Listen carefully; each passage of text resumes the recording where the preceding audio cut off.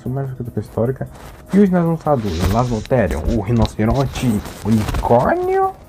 Acho que até faz sentido, já que uma certa época ele era como fala? Antigamente era chamado de unicórnio. Por quê? Porque o pessoal antigamente era meio burro, sabe? Não o pessoal de 1900 e pouco, tá? Acho que lá uns 500 anos, tipo, bem antigo, quase época medieval, por aí mais ou menos. Mas vamos falar do Elasmotherium. Espera aí. Elasmotherium é um dos animais típicos que apresenta a fauna da era do Pleistoceno. Que foi no Pleistoceno, foi mais ou menos a época que iniciou, acho que é a terceira era do gelo, eu não lembro. Eu acho que é a terceira ou quarta, por aí mais ou menos. É uma era do gelo, né? Foi uma outra era do gelo. Que, por sinal, vai demorar muito pra surgir a próxima era do gelo, tá?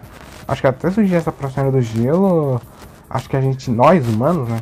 Ou já vamos estar extintos, ou a gente vai ter abandonado o planeta Terra. Mas isso não tem a ver com o vídeo, tá? Então vamos aqui. Vamos ver aqui. Embora tenha havido muito debate não apenas sobre como vivia, mas como realmente se parecia, uma área problemática no estudo do Elasmotherium é a morfologia real do gênero. Algumas reconstruções consideram o Elasmotherium semelhante aos rinocerontes modernos e são colocados bem rasteiras. Então, resumindo, eles parecem, na lógica, era para eles parecer tipo com entre aspas, por exemplo, um rinoceronte africano, um rinoceronte branco, por aí mais ou menos, né? Vamos continuar aqui. Enquanto outras reconstruções dão ao Elasmotherium uma aparência mais parecida com a de um cavalo, é isso mesmo. Algumas, se eu conseguir achar, algumas artes que vai estar aparecendo aí, ou do vídeo em si, né? Eles parecem com um cavalo. O outro faz sentido, já que a maioria dos cavalos é a mesma dos rinocerontes, então, né? Claro, muito diferente, mas muito diferentes, mas, né? Você já viu. Se eu não me engano, são da mesma família, né? Acho que são. Vamos puxar aqui. Em parte devido às longas pernas do animal. Uma segunda área de contenção sobre o Elasmotherium não é apenas a forma e o tamanho do chifre, mas se um sequer existia. Não se conhece a existência de nenhum núcleo de chifre, apesar de vários restos cranianos, mas os indivíduos mais bem preservados mostram uma saliência cúpula redonda, que vai estar aparecendo aí se eu conseguir achar, tá? Se eu conseguir achar, tá? Se não aparecer, daí ferrou. Grow no osso do crânio, onde seria inspirada a buzina para Elasmotherium, não tinha um chifre em seguida. Eles ainda teriam sido uma protuberância redonda baixa em seus reades. Que eu não sei o que é reades, sei lá. Elasmotherium, no entanto, tinha chifres. E é bem provável que tivessem. Então esses chifres seriam feitos de queratina. Que queratina é isso que aí vai estar aparecendo, tá? O mesmo material do que são feitas as unhas. Resumindo, então a sua unha poderia, por exemplo, ser um chifre se a humanidade tivesse adquirido, né? Mas não adquiriu, infelizmente. Seria engraçado, mas não. Não preservado no osso. E com o tempo se decompõe como carne. O que significa que mesmo com uma maior estimativa em comparação com outros animais semelhantes, ainda não sabemos que formato ou tamanho esse chifre poderia ter. Reconstruções modernas, as que você vê hoje, portanto, são baseadas na comparação com outros rinocerontes da era Pleistocena. Que vai ter aparecendo aí algumas imagens aí do como ele é considerado modernamente o Elasmotherium, tá? Se eu conseguir achar, tá? Para complicar ainda mais a questão sobre a forma do chifre, deve ter lembrado que existe no momento de escrever 3 espécies reconhecidas de Elasmotherium. A primeira espécie de Elasmotherium apareceu no final do Plioceno, popularmente considerado descendente de Sinotherium. Vai aparecendo aí. As espécies mais antigas de Elasmotherium são Elasmotherium causianum e Elasmotherium japrovicum, ambas remontadas ao final do Plioceno, o que significa que ambas as espécies existiam ao mesmo tempo. Duas espécies distintas denotariam a necessidade de reconhecer membros de sua própria espécie, incluindo variações físicas, embora leves. Se chifres estivessem presentes, então é bem provável que os chifres das duas espécies tivessem diferenças na forma. Como assim? Tivesse uma. Deixa eu ler isso aqui de novo. Desculpa aí se eu buguei aqui, tá? É bastante provável que os chifres das duas espécies tivessem diferenças na forma e no tamanho, de maneira semelhante aos dinossauros ceratopsianos. Resumindo, era para se parecer com alguns ceratopsianos aí. Mas tu percebeu alguns exemplos aí, tá? Do final do Cretáceo. Isso não significa que Elasmotero e Elasmotero japrovicum coexistiam nas mesmas paisagens, apenas porque eles podem ter se encontrado ocasionalmente e precisavam dizer a diferença. A espécie tipo Elasmotero sibricum é mais conhecida do final do Pleistoceno, mas se essa espécie coexistiu com uma espécie mais antiga ou ainda não descoberta, além de ter muito mais centenas de milhares de anos de desenvolvimento evolutivo. Então é plausível que um chifre queratinoso se apresente seria novamente ligeiramente diferente de outros chifres de espécimes de Elasmotherium. Outra hora de debate sobre o Elasmotherium, se eles eram peludos ou não. Também tem essa parte, né, que eles tinham pelo ou não. Talvez eles tivessem, mas não tanto, né? Por aí mais ou menos, ou não. Novamente, espécimes diferentes do mesmo gênero podem exigir respostas diferentes, mas até agora apenas dentes e ossos desses animais são conhecidos. Se eu conseguir aí, vai estar aparecendo algumas imagens aí de alguns dentes e alguns ossos aí de Elasmotherium, só para vocês terem um pouquinho mais de ideia, tá? Aí mais peraí, pode ser que simplesmente não haja uma boa resposta e que as sugestões de Elasmotherium tinha ou não cabelo pode estar correto. O período do Pleistoceno não foi uma longa era do gelo, como às vezes é retratado incorretamente, mas uma série de períodos glaciais, quando as temperaturas mundiais caíram, as camadas de gelo se espalharam dos polos, e os períodos interglaciais em que as temperaturas mundiais aumentavam e os aumentos de gelo retrocederam para os polos. Todos os mamíferos têm a capacidade de criar pelos. Rinocerontes vivos na África de hoje ainda têm cabelo, embora muito sparser. Será que isso? Os períodos interglaciais, quando as temperaturas estavam mais quentes, Elasmotero podia ter sido menos ou diluente. Os períodos glaciais, quando o mundo as temperaturas eram mais frias. O Elasmotero pode ter sido mais cabeludo do que seus ancestrais e descendentes interglaciais. Então de certa forma, então ele tem meio que pelos, né? Tá, tem aqui pode ter uma espécie que não tem pelos? Eu não aposto que tenha, sempre tem um diferente, né? Como é a frase, né? Vamos continuar aqui. Elasmotero foram descritas como vivendo em uma ampla variedade de ambientes. Espera aí. Oh, droga, perdi isso aqui. Embora hoje a maioria dos paleontologistas concordam que Elasmotero provavelmente vivia em planícies de grama aberta e mato misto, que vai estar aparecendo alguns exemplos, tá? Provavelmente alternando entre os dois enquanto vagavam. Elasmotero geralmente são descritas como sendo pastores de capim e vegetação rasteira. Você sabe, capim é a comida que, por exemplo, vacas ou outro animal que eu não lembro, tipo ovelha, eu acho, comem, né? Que hoje em dia eles comem. Então de certa forma, o primeiro, entre muitas aspas, animal a comer capim foi o Elasmotherium, né? Mas isso aí só foi, sei lá, uma piada minha, né? Ou algo parecido. Mas vou continuar aqui. São descritas como sendo pastores de capim e vegetação rasteira. Isso deriva principalmente da observação de que os dentes são grandes e têm copas altas, uma forma muito comum em animais de pastejo, que experimentam alto desgaste dentário em suas dietas. Planícies gramíneas apresentam uma área ocasional de florestas esparsa também, teriam sido muito comuns durante esse período da história da Terra, e a maioria dos herbívoros bem-sucedidos dessa época evoluíram para explorar esses ambientes.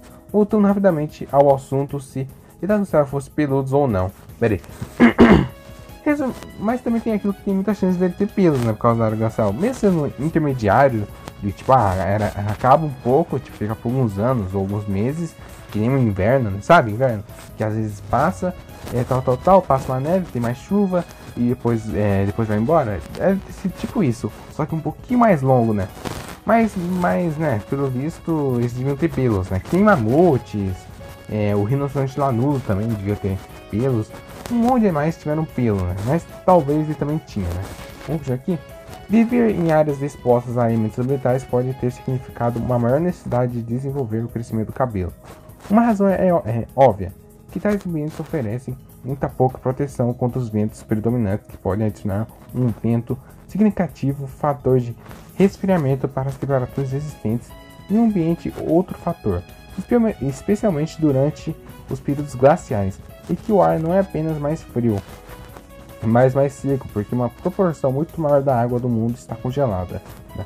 Como o gelo, isso significa uma cobertura de nuvens bastante reduzida, que por sua vez não retém o ar quente que se acumulou durante o dia. não apenas causando uma redução nas temperaturas do ar, mas congelando a pouca umidade que existe no Sol na forma de geada. Isso teria sido particularmente verdadeiro para as áreas do interior, como a Eurásia. Se não sabe, a Eurásia é perto da Europa com a Ásia, tá? Eu acho que a maioria das pessoas sabem disso, né? Eu acho, né? Pera aí, na Eurásia Central. O que pode ter promovido a necessidade de Elasmotherium para ser peludo? Pera aí, me perdi aqui. Existem algumas áreas sobre as quais temos um pouco mais de certeza sobre o Elasmotherium. Os pés dianteiros do Elasmotherium eram maiores do que os traseiros. Isso é significativo, pois a forma dos quartos dianteiros mostra que as pernas dianteiras teriam uma maior responsabilidade pelo suporte de peso do que as pernas traseiras. Pés dianteiros maiores teriam sido reduzidos à pressão sobre o solo devido ao maior peso sendo espalhado sobre uma área de superfície maior, algo que pode ter ajudado o Elasmotherium a lidar com a neve e outras condições de superfície macia. A arte da caverna, com muitos milhares de anos, também retrata feras como Elasmotherium que mostram que eles têm poses mais parecidas com bisões, que é esse animal aí, do que com cavalos, algo que dá um pouco de suporte para reconstruções modernas. Elasmotherium sendo um pouco mais baixas, penduradas com suas cabeças seguras mais perto do chão para navegar. Uma caverna, em particular em Hof, vai ter esse nome aí, que é um lugar na França, tá? Mostra um desenho primitivo de uma fera parecida com um rinoceronte, que alguns interpretam ser possivelmente um Elasmotherium. Estudos dos membros de Elasmotherium também sugerem que eles teriam sido muito parecidos com os rinocerontes modernos, em termos de locomoção, embora seja incerto o quão rápido eles poderiam correr dados aos seus tamanhos e pesos, que são variáveis de acordo com a interpretação. Foi reconhecido que elas eram pelo menos esqueleticamente capazes de uma fase no ar durante a corrida como em um galope. Tá, gente. E aquela parte do que o Elasmotherium tem alguma coisa a ver com os unicórnios, cara. Cara, se não me engano, tem uma lenda que, se não me engano, uns povos antigos confundiram o Elasmotherium com um unicórnio, né? Ou pensaram que era um cavalo e deu naquilo, né? Mas era mais ou menos isso aí, cara. Eu acho que se você pesquisar aí, você acha rapidinho. Talvez eu faça um vídeo sobre essa lenda dos unicórnios. Talvez, né? Eu faça. Mas, gente, eu já volto com a classificação científica do Elasmotherium. Voltei, gente, vamos falar da classificação científica do Elasmotherium. Classificação científica: Chordata, Mamara, Eutheria, Perissodactyla. Então ele tem a ver com os cavalos em si, né? Ceratomorpha, Rhinocerotidae. Nossa, falei tudo certo. E Rhinocerotidae. A dieta de herbívoro. Tamanho: a espécie tipo Elasmotherium sibricum é conhecida por ter aproximado a 4,5 metros longa, 2 metros de altura no lar. Nossa, o que está escrito ali? Elasmotherium causícola ligeiramente maior, com cerca de 5 metros de comprimento. Aqui na imagem tem 5 metros de comprimento e ele é enorme comparado com o ser humano. É maior que, por exemplo, uma vaca, mas é bem grande, tá? Vai estar aparecendo alguns exemplos aí. Locais conhecidos: China, Cazaquistão, Rússia, Turcomenistão, Ucrânia e Uzbequistão. Nossa, fácil de falar, hein? Período de tempo: Piacenziano do Brioceno até o final do Pleistoceno. Data de extinção: geralmente estimada em cerca de 50 mil anos atrás, embora agora existem evidências que indicam que Elasmotherium existiu pelo menos por muitos milhares de anos depois disso. Então ele pode ser considerado nos últimos animais pré-históricos desse tipo a existir, né? Junto com o mamute, por exemplo. A dizer que o mamute ele veio bem mais, né? Mas ok. Representação fóssil: centenas de indivíduos variando de esqueletos quase completos a restos parciais de dentes e mandíbulas. Vamos ver aqui, ó, nomeado por Gunther Fischer von Weyden em 1808. Esse mesmo, 1808, hein? Elasmotherium, fera da placa fina. Então, gente, eu já volto com o Elasmotherium na cultura popular. Voltei, gente, vamos falar do Elasmotherium na cultura popular. Gente, esse nome, ele apareceu no Jurassic Park Builder. Não antigo, tá? É o de celular mesmo, né? Que ele aparece lá como uma criatura que você pode desbloquear na classe de gelo, ou algo parecido. E também apareceu no Jurassic World The Game. E é claro, ele também apareceu no Jurassic World Alive, já que também tem mamíferos nesse jogo, né? E também apareceu aqui no Parque Pré-Histórico, que é uma série de televisão que a BBC fez que quase ninguém se importa, ou era legalzinha, só que ninguém ligou tanto pra repostar ou algo parecido. Ele apareceu em Fossil Fighters como um animal que você pode desbloquear. E de resto não apareceu muitas coisas. Vai estar aparecendo em algumas obras aí que apareceu, se eu conseguir lembrar, é claro. Então, gente, eu espero ter gostado do Elasmotherium, o rinoceronte unicórnio. Gente, talvez eu faça um vídeo falando sobre os unicórnios e sobre essa treta aí que, o unicórnio é um rinoceronte, tal. Mas é que nem aquilo, cara. Foi graças ao Elasmotherium que existe a lenda dos unicórnios. É por causa dele, tá? Então, gente, então espero ter gostado do vídeo. Deixa o like no vídeo, compartilhe o vídeo com seus amigos e tchau. A gente se vê na próxima.